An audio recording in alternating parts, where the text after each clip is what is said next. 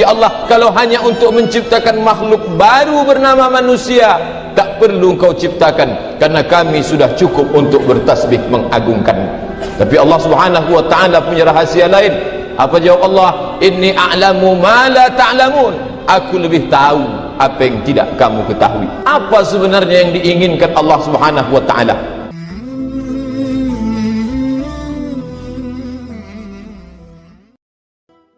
Tak ada ungkapan yang paling indah keluar dari mulut seorang muslim, seorang mukmin, selain ucapan Alhamdulillah. Oleh sebab itu, salah satu rukun dari khutbah ini adalah mengucapkan hamdalah, memuji Allah Subhanahu wa ta'ala. Sampai-sampai dikatakan Nabi SAW, kullu amrin zibalin, semua amal yang baik, walam yabda bihamdillah, kalau tak diawali, kalau tidak dimulai dengan ucapan pujian kepada Allah Subhanahu wa ta'ala, fahuwa aqta', maka amal itu terputus, tidak bernilai di hadapan Allah Subhanahu wa ta'ala. Bersyukur kepada Allah dengan ucapan Alhamdulillah, bersyukur kepada Allah dengan perbuatan melaksanakan segala perintah Allah, menjauhi segala larangan Allah Subhanahu wa ta'ala. Allah berjanji dalam Al-Quran, la in syakartum, kalau kamu bersyukur kata Allah, la azidannakum, pasti akan aku tambah nikmatku itu padamu.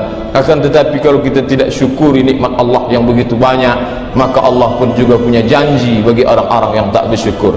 Wala in kafartum, kalau kamu kufur, kalau kamu tutupi nikmat itu, kalau kamu tidak tampakkan dia ke permukaan, tidak kamu syukuri, inna azabi lasyadid, sesungguhnya azabku amat sangat pedih. Ketika Allah ingin menciptakan kita, saat itu malaikat bertanya, saat itu malaikat komplain, tak setuju. Ataj'alu fiha man yufsidu fiha wa yasfikud dima. Ya Allah, apakah engkau akan ciptakan mereka yang hanya akan yufsidu fiha, hanya akan buat kerusakan, wa yasfikud dima, mereka hanya akan berperang, saling membunuh dan menumpahkan darah. Wa nahnu nusabbihu bihamdika wa nuqaddisu lak, kami bertasbih, kami mensucikan, kami mengagungkanmu. Ya Allah, kalau hanya untuk menciptakan makhluk baru bernama manusia, tak perlu engkau ciptakan, karena kami sudah cukup untuk bertasbih mengagungkanmu. Tapi Allah Subhanahu wa ta'ala punya rahasia lain. Apa jawab Allah? Inni a'lamu ma la ta'lamun. Aku lebih tahu apa yang tidak kamu ketahui. Apa sebenarnya yang diinginkan Allah Subhanahu wa ta'ala?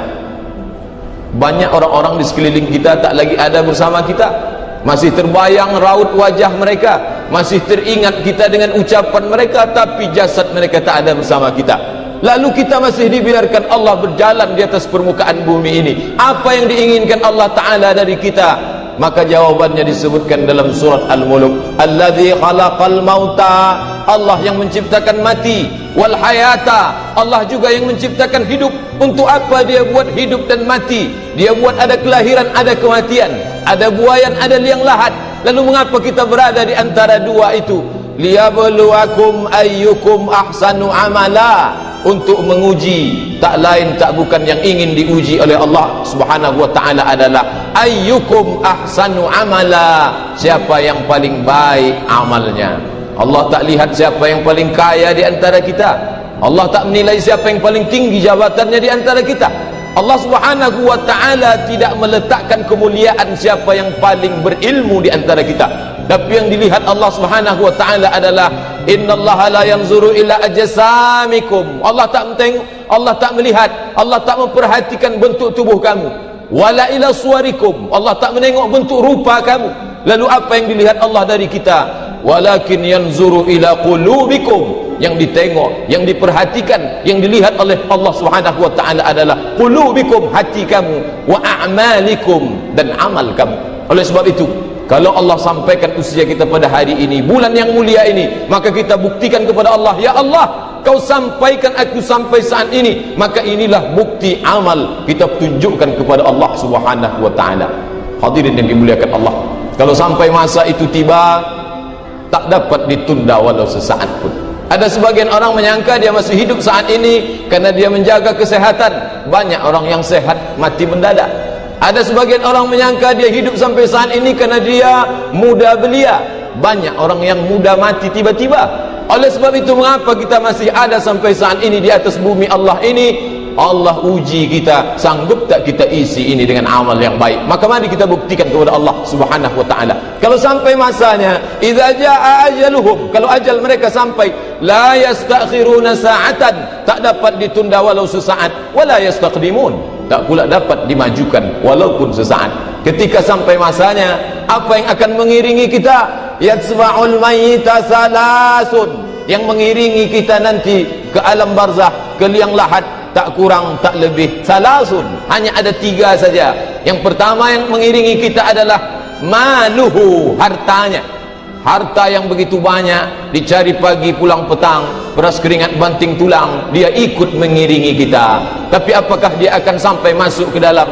Yang kita bawa hanya 3 helai kain putih yang tak berjahit, itu yang menemani kita di dalam.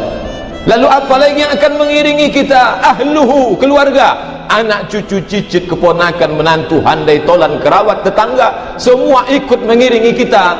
Mau mereka masuk ke dalam, mungkin ada 2, 3, 4 orang akan masuk menyambut jenazah kita. Dia letakkan kita di liang lahat, setelah itu dia naik ke atas, mereka akan menimbun kita, mereka akan menginjak kita, setelah itu mereka doakan, setelah itu mereka pun pulang kembali ke rumah masing-masing. Wa yabqa wahidun yarji'u ithnani wa yabqa wahidun, yang 2 kembali, harta kembali, keluarga kembali. Lalu siapa yang menemani kita di dalam? Wa yabqa wahidun, yang tinggal 1. Siapa yang tinggal itu? Wa amaluhu. Kalau pernah tangan ini dipakai mengusap kepala anak yatim, kalau pernah tangan ini dipakai bergotong royong membangun masjid, kalau pernah tangan ini dipakai untuk menyumbang infak, sedekah, wakaf, zakat, maka itulah yang akan menolong kita di hadapan Allah Subhanahu wa taala. Kalau pernah kaki ini dipakai melangkahkan kaki ke masjid melaksanakan fardu salat berjamaah, kalau pernah kaki ini dipakai berjihad fi sabilillah, maka itu yang akan menolong kita di hadapan Allah Subhanahu wa taala. Ketika mata meneteskan air mata di tengah malam yang sunyi, yang sepi, ketika orang lain tidur pulas, ada seorang hamba Allah yang terjaga melawan kantuknya, lalu dia kenang dosanya begitu banyak, lalu dia teteskan air mata, maka itulah yang dapat menolong kita di hadapan Allah Subhanahu wa taala. Lain daripada itu, haba'an mansura, seperti debu ditiup angin. Hadirin jamaah Jumat yang dimuliakan Allah Subhanahu wa taala, hari Jumat, hari yang mulia, mari kita gunakan sejenak waqfah ma'an nafsi, sejenak bersama jiwa. Selama sepekan ini kita terlalu sibuk mengurus orang lain, sibuk mengurus urusan orang lain, sehingga kita tak sempat mengurus urusan kita sendiri. Oleh sebab itu mari kita merenung sejenak.